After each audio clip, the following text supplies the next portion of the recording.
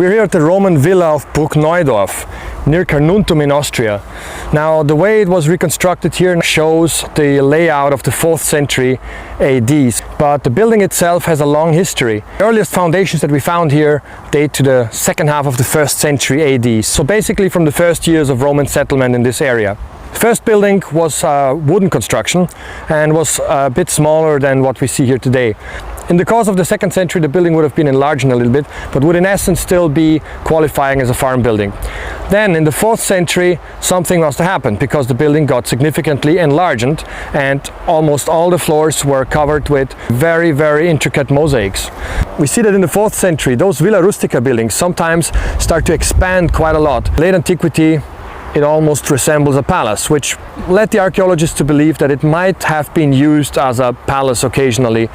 But I'm doubting that a little bit because the size is just not large enough.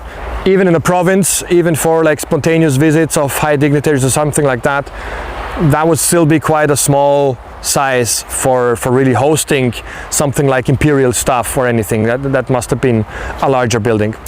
Of course, such Villa Rustica here are not just the main building itself, but there is a large estate around with more buildings around and with large lands to cultivate, etc. This was just the main building. Now let's look at some of the typical features from late antiquity. As for example here, we can see there is these semi-round add-ons.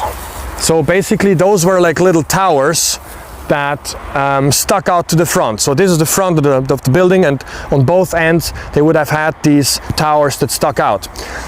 Now they weren't really defensive as such, but they kind of are in that robust and defensive aesthetics of late antiquity.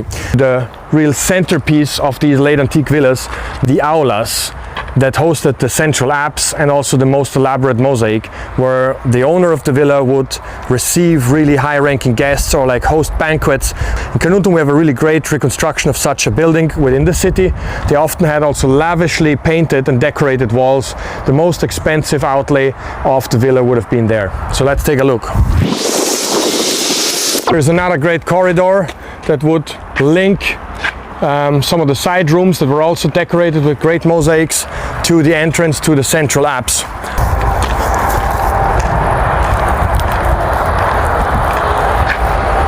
And now, what led some people to believe that this may have been used indeed as a palace building for some time is the sheer size of this aula, because it is quite big and a very large mosaic must have adorned its floor.